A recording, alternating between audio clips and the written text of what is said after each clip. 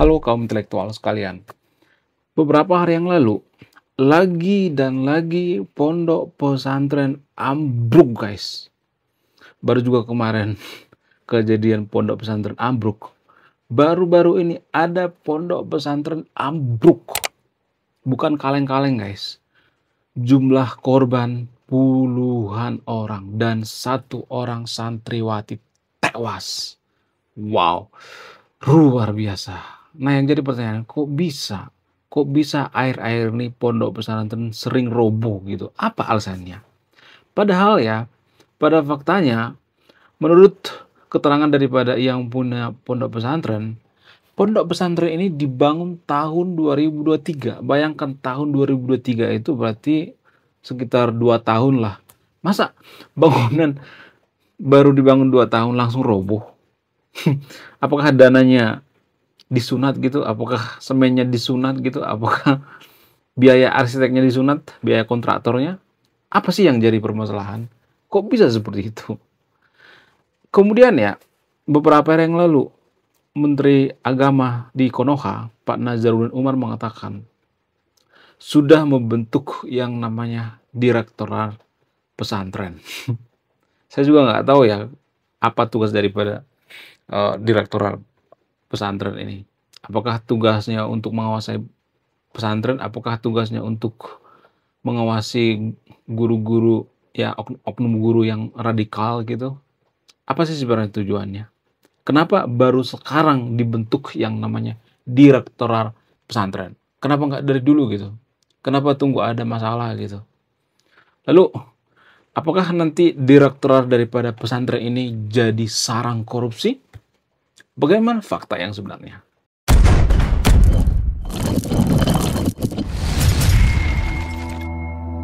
Mohon maaf ya bagi teman-teman yang nonton videonya, terutama teman-teman yang beragama muslim ya.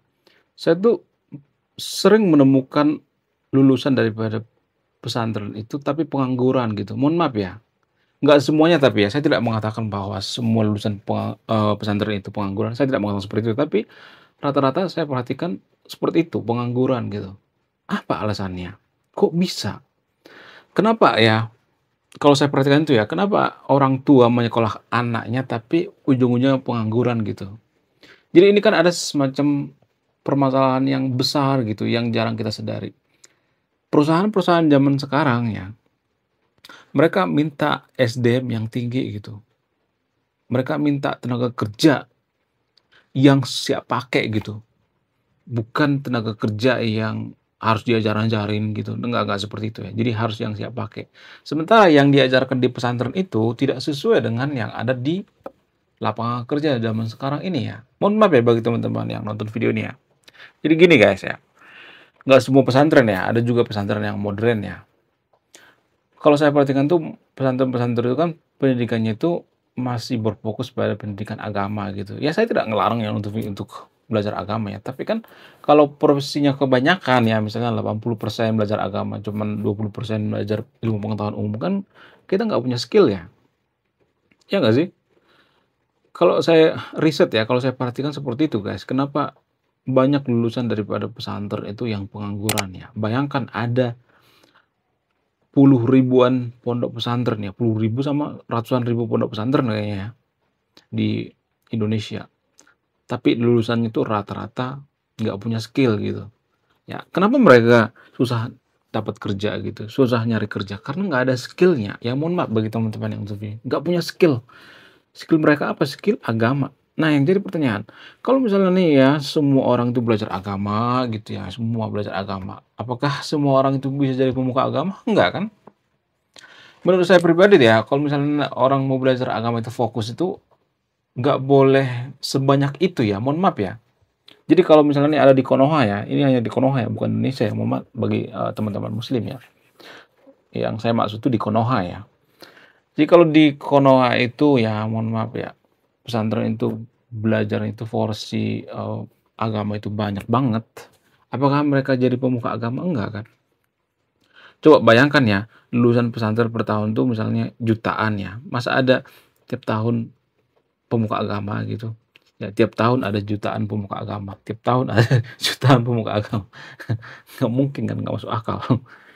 Menurut saya ini sangat jarang diurusi pemerintah ya. Harusnya kan pemerintah kan mengurusi hal-hal seperti ini ya.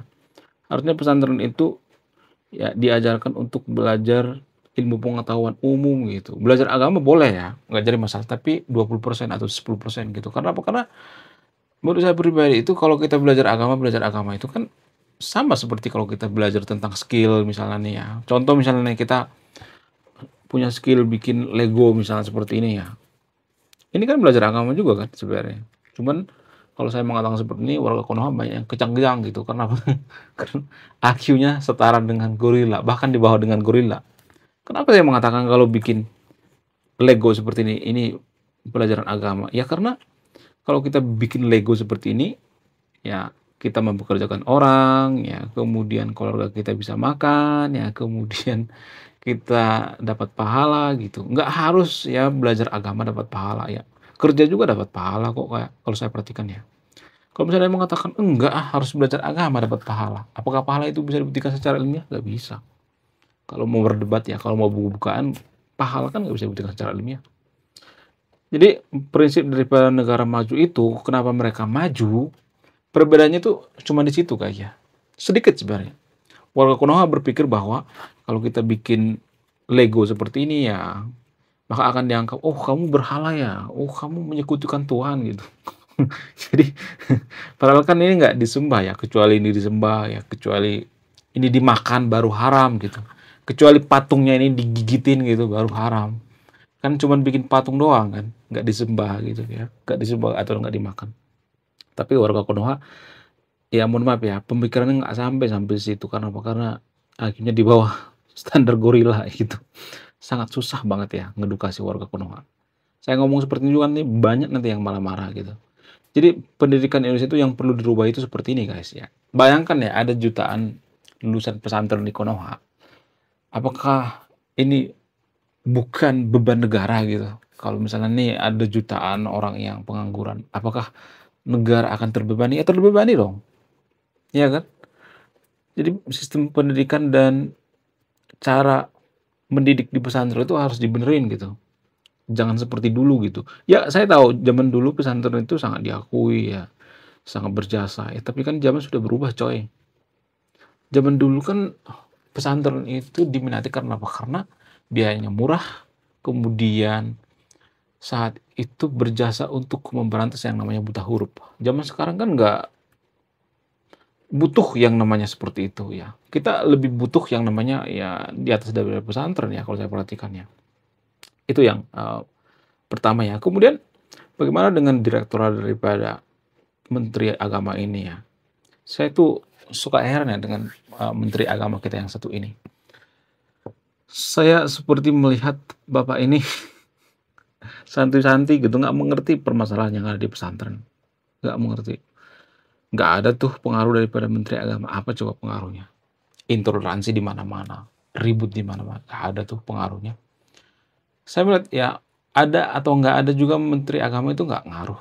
Bahkan ya kementerian nomor 2 paling korup di Indonesia itu ya Kementerian Agama. Itu menurut data guys. Yang pertama itu kalau nggak salah itu PUPR ya. Yang kedua itu Kementerian Agama. Bayangkan Kementerian Agama itu nomor 2 paling korup di Indonesia. Wow. Jadi orang-orang, mohon maaf ya, di Kementerian Agama itu kan lulusan pesantren ya rata-rata. Kenapa ya yang belajar agama lulusan pesantren itu tapi nyolong gitu, mencuri gitu. Buktinya itu menurut data Kementerian Agama itu paling korup se-Indonesia. Nomor 2 ya. Mereka itu kan rata-rata lulusan pesantren kan. Ya nggak sih? Salah nggak itu sebenarnya? Jadi kalau boleh jujur ya, mohon maaf ya bagi teman-teman muslim yang nonton video ini ya. Kalau boleh jujur ya, sangat keliru ya kalau misalnya nih ya, ada orang tua menyekolahkan anaknya ke pesantren berharap bahwa anaknya ini punya skill gitu. Sangat keliru ya. Iya, iya punya skill tentang ilmu agama, tapi kan ilmu agama itu kan impact-nya apa gitu ya. Misalnya nih contohnya ya, saya tidak nyuruh yang nonton video untuk meninggalkan agama ya, disclaimer on ya. Misalnya nih kita belajar agama ya, kebersihan adalah sebagian daripada iman misalnya. Kita belajar nih ya, teori.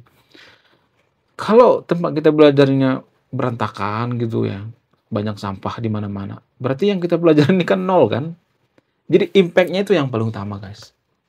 Kalau misalnya ada yang mengatakan bahwa, ya bacalah gitu ya, Iqra misalnya, lalu kita malas membaca, kita hanya membaca tentang kitab suci gitu, nggak pernah baca ilmu pengetahuan yang lain gitu. Jadi kalau saya perhatikan itu ya, dan ini juga saya sangat sering bahas di video saya sebelumnya, apa itu?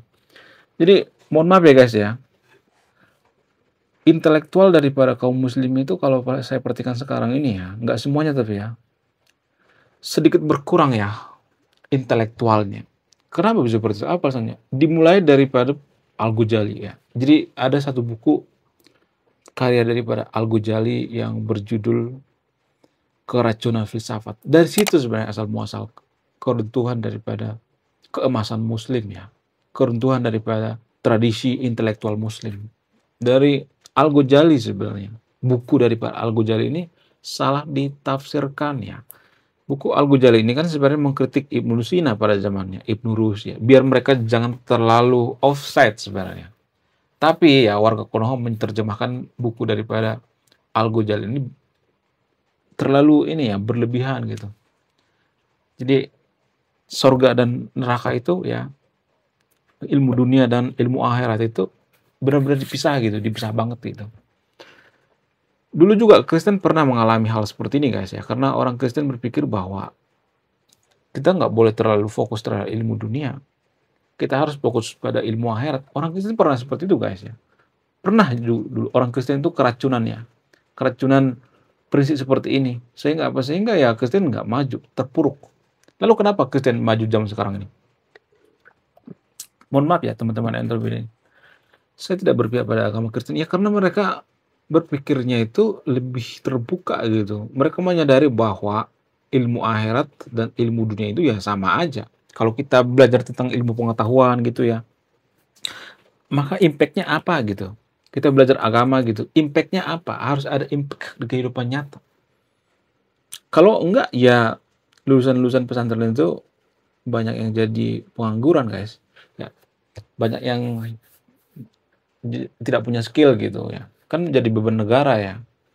Kalau mereka diajak demo, nggak semuanya tapi ya, mereka langsung siap gitu.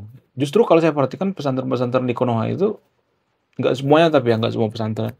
Sangat mudah diperalat untuk demo. Kemarin tuh yang waktu si Ahok itu di demo itu kan banyak dari pesantren guys. Kalau saya perhatikan. Banyak santri-santri masih kecil-kecil gitu. Mereka nggak tahu politik, tapi mereka ngurusin politik gitu. Karena mereka dimanfaatkan. Jadi keruntuhan daripada intelektual Konoha itu dimulai dari apa? Dimulai daripada abad Al-Ghazali. Ya, Al-Ghazali lah sebenarnya yang meruntuhkan daripada intelektual kaum muslimin itu guys ya. Itu yang saya perhatikan ya. Kemudian bagaimana dengan direktorat daripada keagamaan yang dibentuk oleh Pak Nazaruddin ini? Kalau menurut saya pribadi ya, ini dugaan saya ya. Mudah-mudahan jangan ini ya terjadi ya. Dugaan saya pasti itu ladang daripada korupsi. Ya karena Kementerian Agama itu nomor 2 paling korup guys. Kalau saya jadi presiden, saya bubarkan itu Kementerian Agama. Saya akan bentuk kementerian kaum intelektual gitu. Atau kementerian welas asih gitu ya. Atau kementerian saling menyayangi gitu, saling mengasihi gitu. Bukan Kementerian Agama gitu. Saya juga nggak tahu apa sih tujuan daripada Kementerian Agama. Iya kan? Ya nggak sih? Kalau misalnya orang mau naik haji kan itu kan bisa diatur oleh negara kan. Ada yang mengorganisir gitu, nggak harus Menteri Agama. Saya ngeliat Menteri Agama itu semacam, mohon maaf ya, semacam ya beban negara ya kalau saya perhatikan ya. Tapi ya kalau misalnya nih saya mengatakan seperti ini, pasti saya nanti dihujat gitu. Apaan sih lu Fir gitu ya? Kenapa sih lu Fir? Ya, sirik lu gitu. Jadi nggak bisa diajak berdebat ya warga Konoha. Ya, saya melihat otak daripada warga Konoha itu ya. Ini di Konoha ya bukan Indonesia ya, karena orang Indonesia itu anti kritik ya. Rata-rata orang Indonesia itu kritik. Karena otaknya itu menurut saya itu udah suntik mati ya, dari kecil udah suntik mati. Kan karena mereka itu kalau saya perhatikan tuh sudah mengharamkan filsafat ya. Kalaupun ada orang yang tidak mengharamkan filsafat itu ya cuman satu dari sekian-sekian orang ya, tapi rata-rata sudah mengharamkan filsafat. Makanya berpikir rasional itu dilarang di Konoha, berpikir kritis dilarang gitu, "Oh nanti kamu sesat," dan sebagainya. Padahal kan dibutuhkan sekali itu ya, berpikir rasional ya sangat dibutuhkan ya. Justru kalau saya perhatikan agama lah yang menghalangi ya berpikir rasional atau berpikir logis ya kalau saya perhatikan. Kemudian ya, kalau saya perhatikan tuh ya, kenapa pesantren-pesantren yang ada di Konoha itu mudah sekali roboh gitu.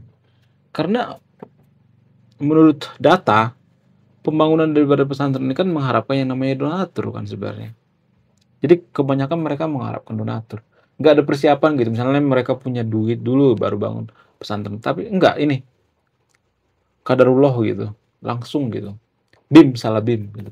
Mereka berharap langsung dapat donasi. Ya, biasanya mereka dapat donasi dari mana? Dari pemerintah, jualan kalender, nggak semuanya tapi ya disclaimer on ya. Saya harus sering-sering disclaimer ya, kenapa?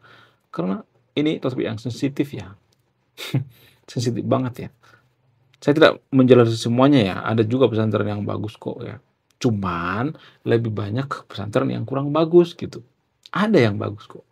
Cuman jumlahnya minoritas gitu, bukan mayoritas ya. Jadi ini pola pikir atau mindset yang salah gitu. Mereka mengharapkan dana hibah dari pemerintah, donatur dan sebagainya. Harusnya siap dulu dananya baru bangun yang namanya pesantren gitu. Seperti itu ya. Zaman dulu kan seperti itu guys ya. Jadi orang-orang yang tajir zaman dulu itu mereka bikin pesantren itu, pengusaha-pengusaha itu untuk beramal sebenarnya, bukan untuk mengharapkan donatur gitu ya. Nyusahin negara, pemerintah gitu, kemudian mengharapkan dana dari siswa, enggak seperti itu ya. Jadi mereka itu punya pesantren itu kenapa? Karena mereka mampu gitu. Lagian kalau saya perhatikan zaman sekarang nih ya, mohon maaf ya, nggak semua pesantren ya. Sistem pendidikan di pesantren kan udah usang sebenarnya guys. Zaman sekarang kan zamannya AI, ya kan? Kita bisa nanya sama AI, apapun yang kita tanya pasti dijawab kok. Ya, kalau kita tanya tentang kitab suci dijawab. Apapun kita tanya dijawab ya. Kalau misalnya kita buka ChatGPT, semuanya ada di situ. Jadi ngapain lagi coba? Kalau saya perhatikan tuh ya, zaman sekarang itu pendidikan tuh harusnya di rumah guys ya, homeschooling ya. Menurut saya itu homeschooling itu lebih tepat di zaman sekarang ini ya. Ya, bolehlah misalnya ke sekolah, tapi sekali-sekali gitu. Menurut saya itu yang paling bagus itu homeschooling. Biar apa? Biayanya lebih irit, kemudian apalagi? Kemudian tidak membebani orang tua ya seperti uang bangunan, uang itu segala macam ya. Kemudian jajan sekolah itu sangat berbahaya sekali guys ya. Jadi jajan-jajan itu mengandung yang namanya pengawet ya. Kita kan nggak bisa komplain sama tukang jajanan di sekolah kan. Oh, itu mengandung pengawet. Kita nggak kepikiran sampai ke situ guys ya. Karena apa? Karena lagi-lagi karena IQ kita itu setara dengan gorila gitu. Bahkan lebih bawah daripada gorila. Oke, sekian video yang terima kasih sudah menonton. Saya kaum intelektual, salam rasional.